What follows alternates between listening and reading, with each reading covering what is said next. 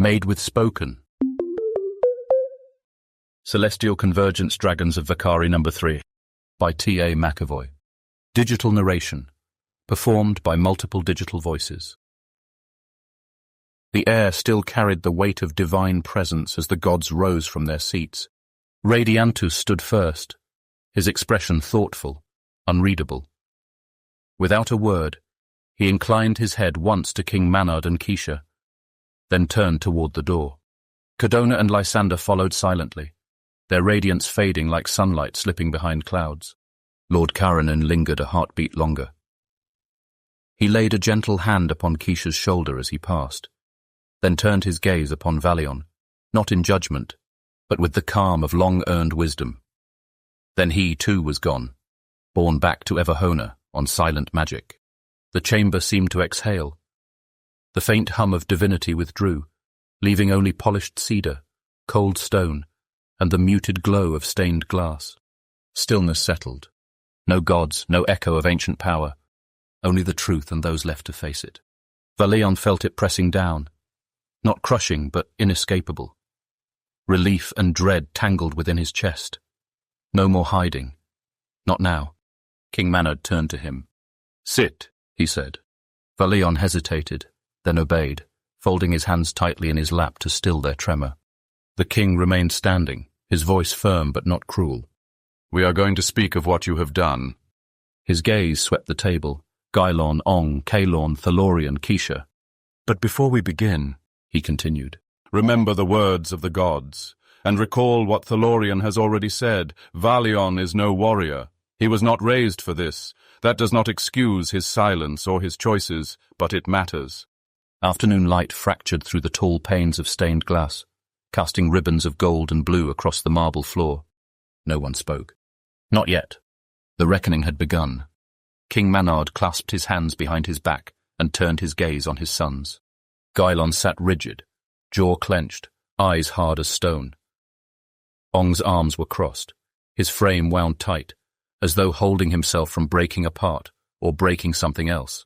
The king exhaled through his nose, then shifted his attention to Keisha, Kalorn, and Thalorian, whose faces remained thoughtful, composed, unreadable. At last he nodded to Keisha. "Would you like to guide this discussion? It may go better coming from you." Keisha did not answer at once. She turned toward Kalorn, calm and thoughtful. "No," she said at last. "I could, but I believe it would be better if the words came from Kalorn, or from Thalorian. Perhaps both." Her tone held no hesitation, only trust. Maynard studied her for a moment, then gave a single, approving nod. "Very well." Kalorn leaned forward, fingers laced atop the table. Beside him, Thalorian inclined his head, his expression grave but unwavering. Kalorn's gaze swept the chamber before he spoke. "Thalorian and I will guide this conversation. But that means every voice must be heard before it ends." His eyes rested briefly on Ong and Gylon, not in challenge, but in expectation. "You may be angry, you may feel betrayed, that is fair, but no one storms out. No one casts blame without offering a path forward." Thalorian's voice followed, quiet yet firm. "We are not here to condemn him. We are here to decide what comes next." Valion sat motionless, eyes lowered, absorbing every word. The air was quieter now, not sharpened by rage, but steadied by intent. Ong and Gylon turned toward one another at the exact moment, their mirrored expressions a tangle of restrained frustration and unspoken challenge. Keisha exhaled softly, glancing at Maynard with a faint, wry smile. "If ever there was doubt, they are brothers," she murmured. "Just look at them now." The tension cracked. Laughter rippled through the chamber. Valion blinked. The sound felt distant, unreal. The corner of his mouth twitched, as if he were ready to answer, but the weight in his chest held him still. Part of him longed to join them, to let the warmth in. Another part braced uncertain whether the laughter was meant to welcome him, or to remind him of his place outside it. So he said nothing, letting the sound wash over him like sunlight through a window he had not dared open. Not loud, but real. Even Thalorian released a quiet breath that might have been a chuckle, and Kalorn's lips curved, faint but genuine. King Menard smiled at Keisha, his shoulders easing slightly. You always did know how to speak what we were all thinking. Only Valion remained silent. His head bowed, hands folded tight.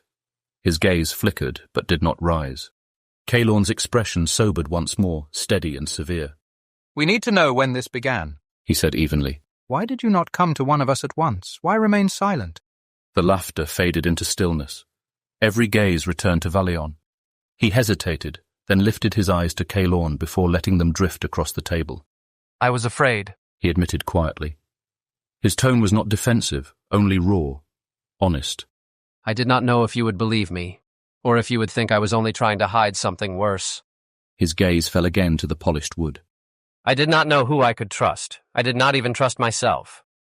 The sharp crack of flesh striking stone shattered the silence. Ong's hands slammed against the table, the sound reverberating like a war drum through the chamber. Valion flinched, jolting in his seat as the ache in his chest twisted with the echo. I might have understood that at the beginning, Ong snapped. The air froze. But why not later? His voice shook with restrained fury. Before Aurelia was wounded, before Keisha. His words fractured, breaking for the briefest heartbeat. Memory surged. Keisha's bloodied body crumpled on the stone. The metallic tang of blood. The thunder of his own heart. The silence that had stretched into weeks, heavy with fear that never left him. That, he finished, voice raw. I do not understand. Keisha touched his arm, gentle but firm. Patience, she murmured. Your anger will not help. His jaw worked, scowl tight. But after a long moment, he gave a short, stiff nod and leaned back, still coiled like a drawn bowstring. Thalorian's gaze shifted to Valion, his tone cool yet edged. You said you could not even trust yourself. He folded his arms. Why? The question hung heavier than the rest. This was no longer about guilt or betrayal. It was about the truth that Valion had yet to speak. And now he had to. Valion lifted his head slowly, his eyes meeting Thalorian's across the table. I have always relied on my wits, he said, voice rough but steady. My charm, talking my way out of trouble, that is how I survived. His fists curled against the table. But this time, it was not enough. I could not talk my way through it. I did not know how to fight it. I did not even know how to face it. A ragged breath left him. And somewhere along the way, I began to believe they were right. He looked down, then back up, locking eyes with Thalorian. That no one would think I was worth fighting for, that my friends would not listen, would not believe me. Valion's mouth twisted, bitter with self-loathing. You were important. Dragonriders, mages, warriors, and me, nothing. I could not and still cannot do anything to help. The words hung raw, bleeding into silence. Even the torchlight seemed to falter, shadows stretching long across the polished floor. For a heartbeat, Valion was back in the grove, throat tight, wishing someone might see past the walls he had built. Kalorn shifted, his face unreadable.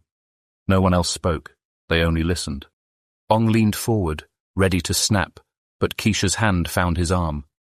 Her green eyes were calm, piercing. Remember what I was like, she said softly. After the battle for Vacari. The words struck harder than any rebuke. Ong froze, his mouth snapping shut. The memory came swiftly and sharply. Keisha after the battle, her spirit shadowed by memories she had buried too deep. Her recovery had been slow, her steps uncertain, her gaze always somewhere far away. Ong remembered, and the anger caught in his throat. He swallowed hard, then gave a reluctant nod. Turning to Valion, his voice came rough, though steadier. I think I understand what you were feeling. A fleeting glance of apology flickered toward Keisha before his tone sharpened once more. But I still cannot understand why you stayed silent after. Why did you not come to us when everything began to unravel? Before Valion could shape an answer, Gailon's voice broke through quieter than Ong's, steeped not in fury, but in hurt. What I cannot understand, he said, eyes fixed on Valion, is why you did not come to me afterwards. His hands clenched against the table, knuckles white. After you refused to kill me, after you chose not to, why not tell me then? He remembered the look on Valion's face that day, torn, as though wrestling an enemy only he could see. He had hoped Valion would come to him after, that whatever was broken might still be mended, but no words came. And now the silence echoed twice as loud. The chamber stilled once more, heavy with betrayal, confusion, and something more fragile, more dangerous to admit. Hope, or something close. Valion's gaze moved between Ong and Gailon, then flicked briefly to King Manard. The king's expression remained unreadable, but intent burned in his eyes. Valion's voice was quieter now, stripped of all defenses. By then, I was already too deep. His eyes returned to Gailon.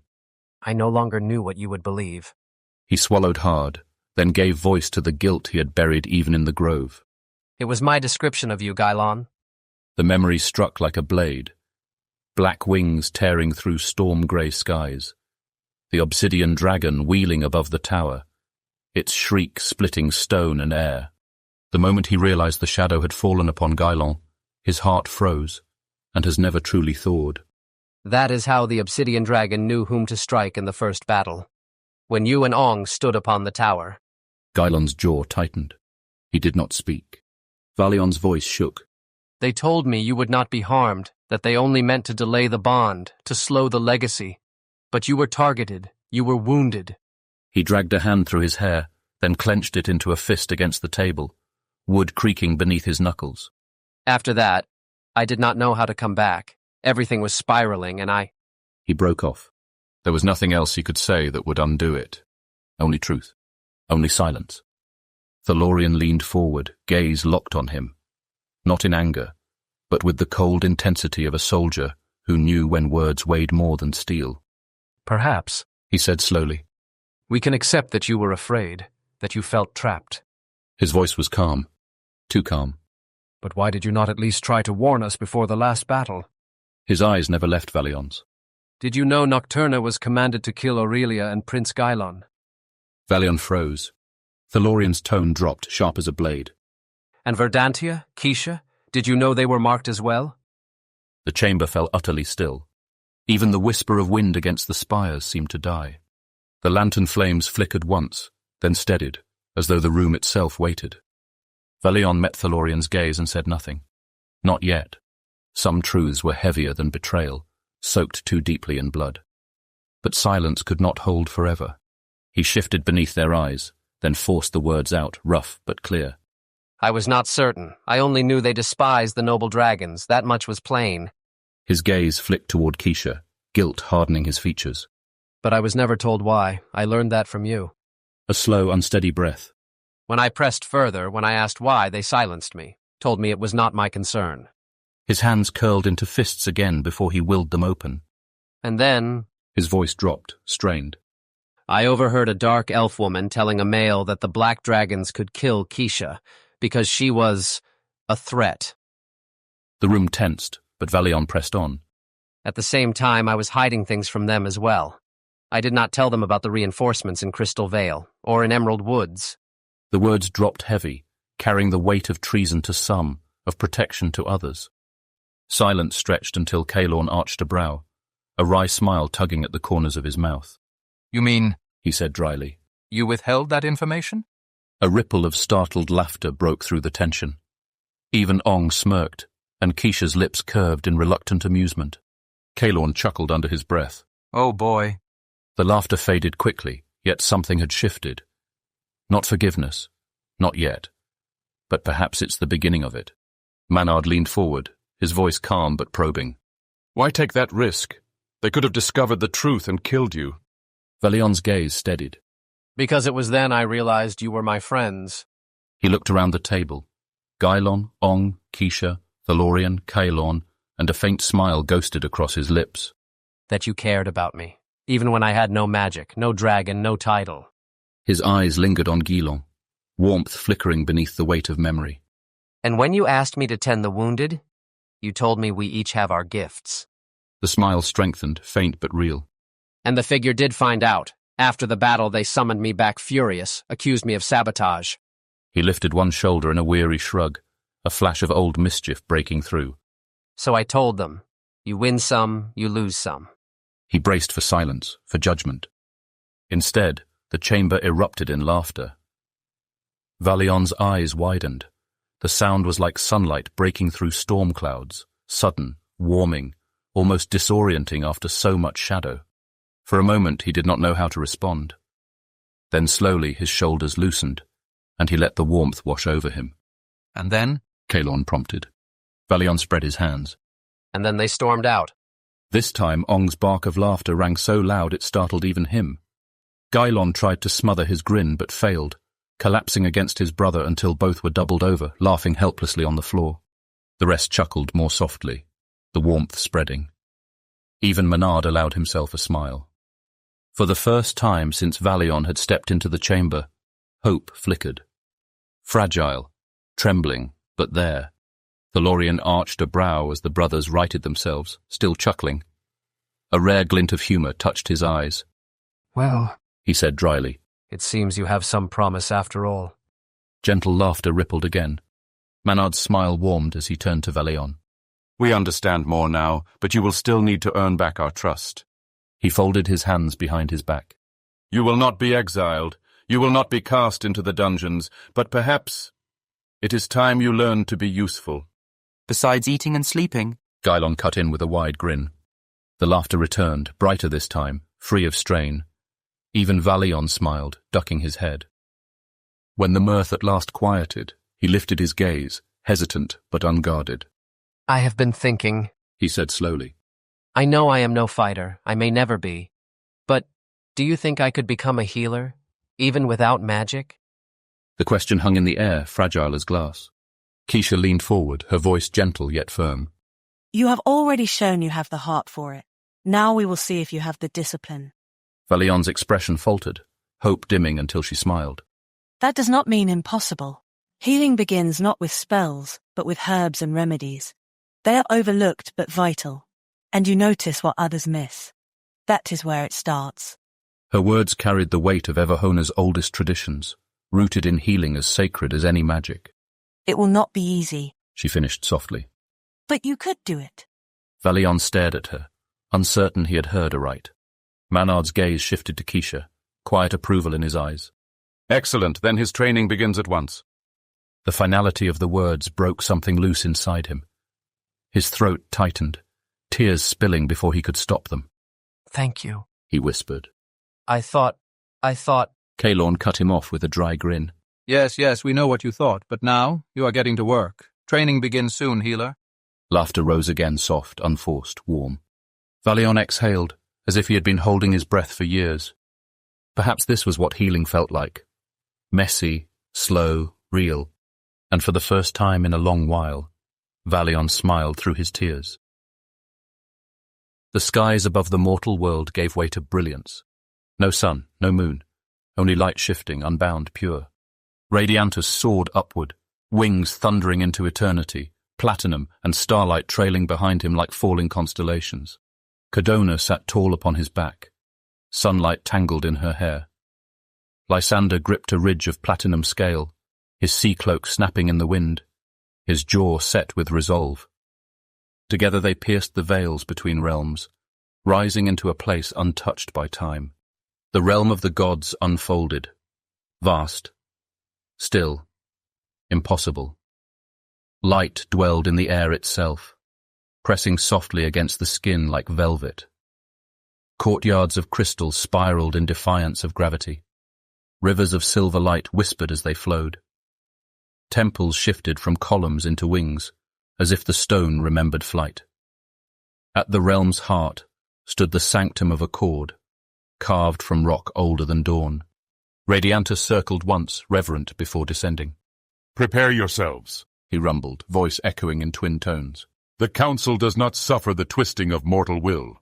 If this shadow dares appear, they will regret it. They were arrogant enough to claim Valion as property, Lysander said grimly. Codona's eyes narrowed. Then let them be burned by truth.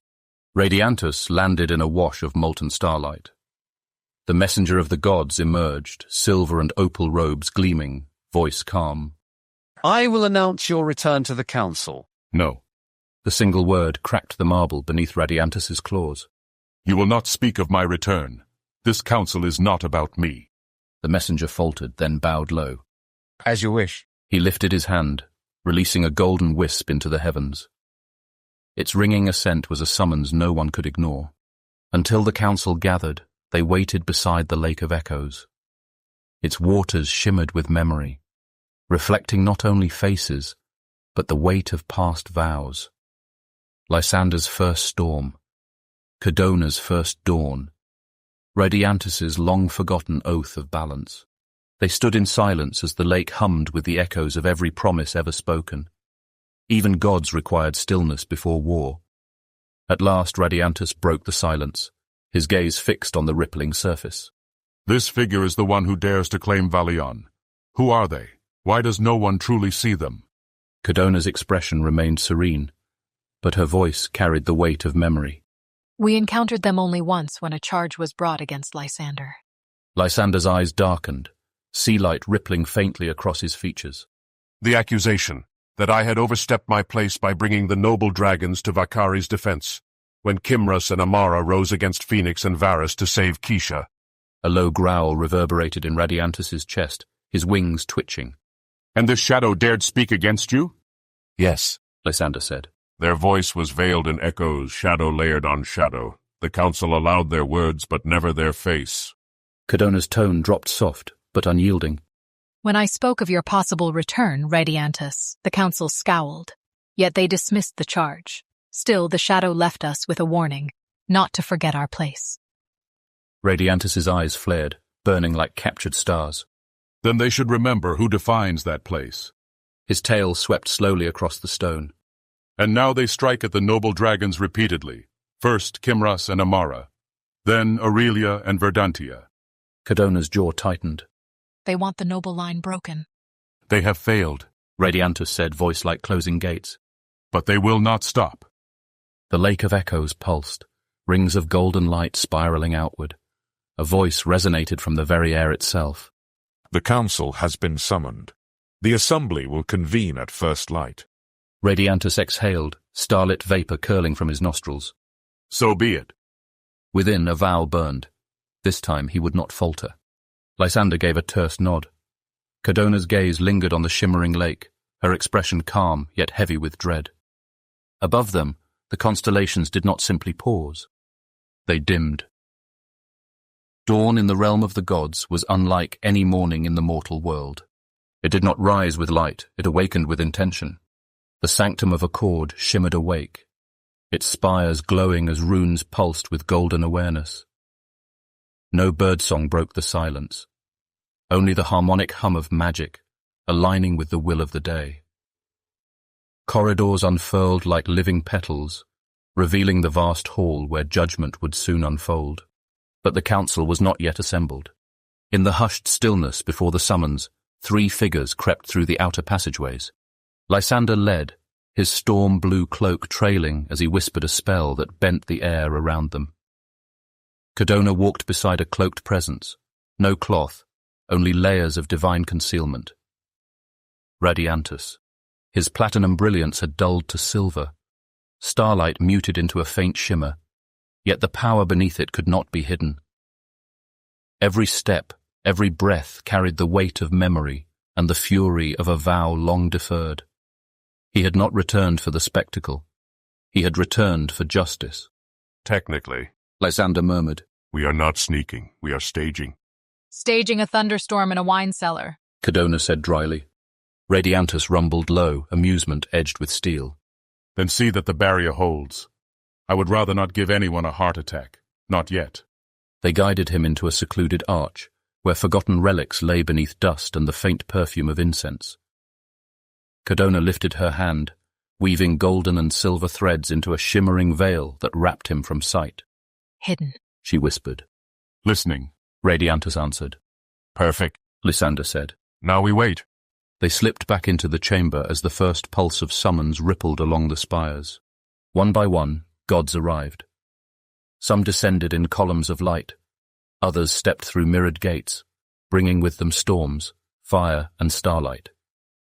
With each arrival, the air shifted heavier, as if the chamber itself strained to hold their combined presence. And then, the final figure crossed the threshold. Shadows clung to them like armor, veils that drank the light. Where they passed, The runes dimmed, shrinking back as if unwilling to touch. No face, no form, only a voice that echoed in layered distortion, like words carried from the depths of a cavern carved from shadow. The chamber darkened. The gods turned. A hush fell, as deep as the breath before a thunderstorm. The council is now in session, Declared the High Arbiter, his voice a chord of ancient law. Called at the request of Cadona, goddess of light, and Lysander, god of the sea. We are told a grave accusation awaits us. Every gaze turned upon them. Lysander stepped forward, calm as the sea before a storm.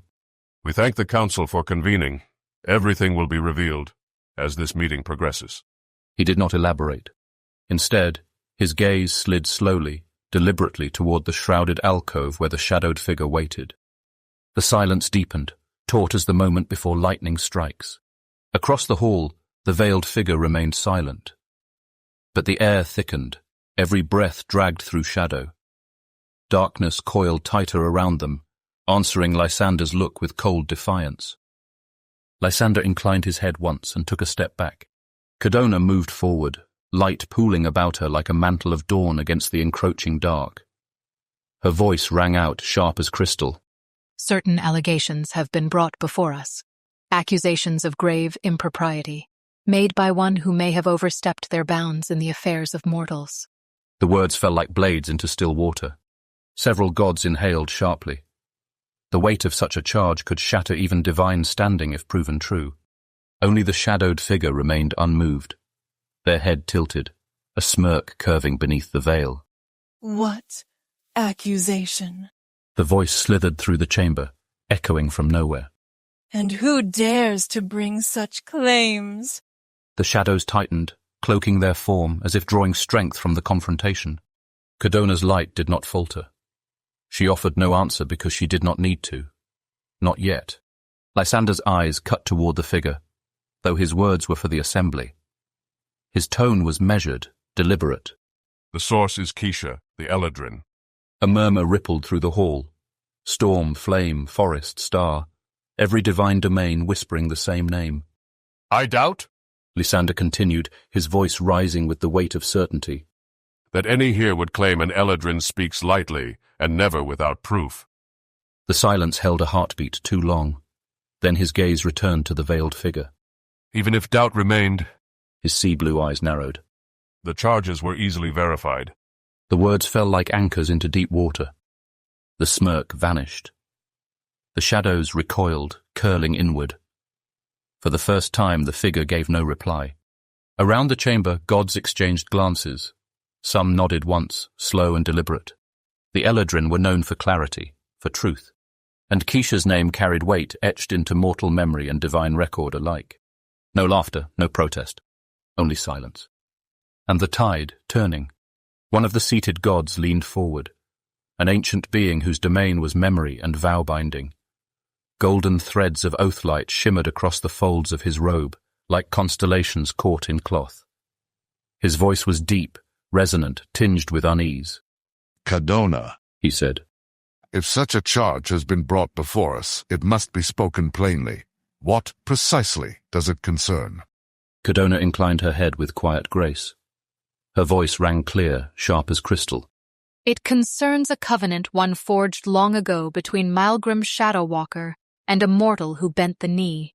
At the name Maelgrim, a ripple shivered through the hall. Even the marble seemed to tighten, as though remembering the scar of that shadow. The man was given power, protection, and influence, Cadona continued. In return, he pledged his loyalty, his blood, his line. The words fell into silence, heavy as stone. But now, she said, her light sharpening against the gloom, it has come to us that someone seeks to enforce that covenant upon the man's descendants. A hush swept the chamber. Chairs shifted. Silk whispered against stone. Divine gazes cut toward the veiled figure. Cadona's radiance blazed brighter, refusing to yield. Such an act is no mere misstep, she said, each syllable precise. It is a violation of mortal will and of divine law. The veiled figure stirred. Shadows coiled tight, serpents winding about their form. A smirk flickered within the darkness. You know, Cadona, the voice murmured, layered in echoes. There are exceptions. Covenants that do bind bloodlines under certain conditions. The tone dripped with smug precision, like a scholar delighting in a twisted rule. Lysander exhaled, the sound sharp as surf breaking on stone. Yes, he said, his voice controlled, deliberate. That is true if the descendants received a benefit, power, protection, guidance, something equal in measure. He turned to the assembly, storm-colored eyes sweeping the silent hall. But in this case? His voice hardened, each word striking like a gavel. The children of that line received nothing. No protection, no power, no voice, only ruin. He pivoted back toward the shadow. So tell us how you justify enforcing a covenant where one side gained everything and the other was left only to suffer. The chamber froze. Even gods of flame and storm sat in taut silence, their lightning and fire banked low. Lysander's words had stripped the figure's defense to ash. The veiled one straightened, shadows snapping like banners in a storm. Their voice no longer slithered, it cracked with fury. Thunder layered over grinding stone. Are you accusing me, Lysander? The veiled head turned, veils burning with heat. And you, Cadona, do you dare claim I have broken covenant law? The chamber shuddered as a pulse of shadow burst outward.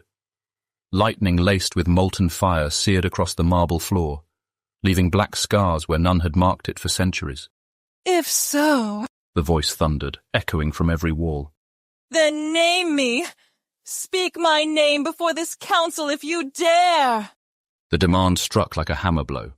Several gods rose, uncertain whether to restrain or watch. The chamber trembled, caught between judgment and eruption. Lysander's expression did not shift. Slowly he turned. Not toward the veiled figure, but toward the far alcove behind them, where starlight pulsed faintly behind woven threads of concealment. His voice cut through the silence, calm as the tide, sharp as a blade. We will let another answer that. Cadona lifted her hand. With a single fluid motion she unraveled the veil. The air shattered like crystal beneath a storm. Light burst outward, flooding the sanctum. Radiantus stepped forward. Tall, majestic. A god among dragons.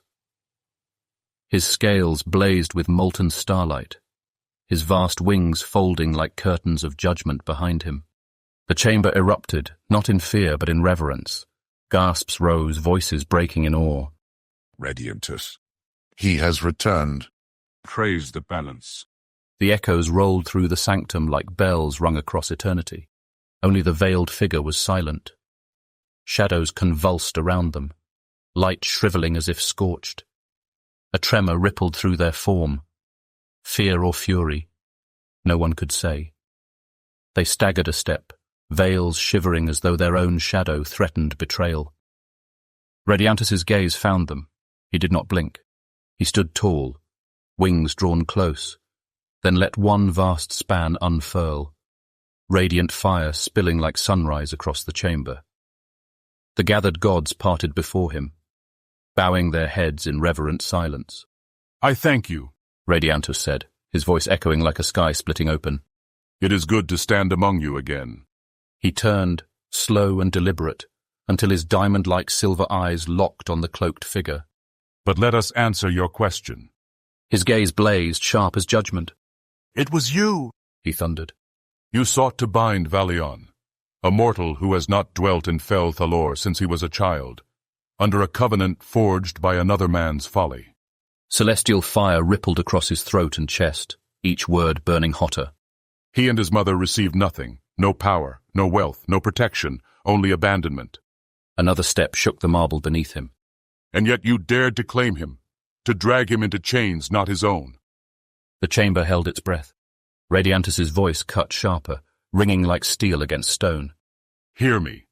You are forbidden from touching him again.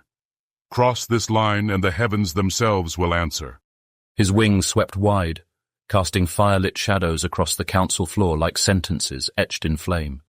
Your day will come. We will know your name, and when the storm breaks... His voice fell to a whisper that struck like a blade. You will not stand. Silence crashed down. The High Arbiter rose, his words resonant with ancient law. Let the record show. The figure who stands accused is forbidden from further interference with the mortal Valion. Any violation of this decree shall summon divine retribution. The runes along the sanctum's spires dimmed, folding back into stillness. The council was dismissed. Radiantus turned toward the threshold, accompanied by Cadona and Lysander. Yet before stepping through, he looked back once more, his diamond-like silver eyes fixed on the writhing shadow. He spoke no word, yet his silence burned like prophecy. The warning was clear. Next time there would be no words. The gods departed. Silence claimed the chamber once more until it shattered, jagged and violent. Damn that Eladrin! The veiled figure spat, shadows flaring against the marble until black scars marred its flawless floor. Damn Valion for confessing. They paced in a storm of darkness, their movements sharp and erratic. Yet when they spoke again, the fury had cooled, honed into something colder. This is not over, Radiantus. Let the council bask in its false certainty. The shadows coiled tighter, folding inward until the figure vanished with a hiss of extinguished flame. My game, the voice lingered faintly, echoing through the silence, has only just begun.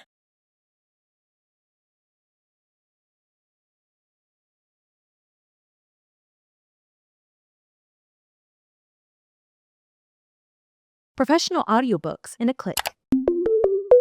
Spoken.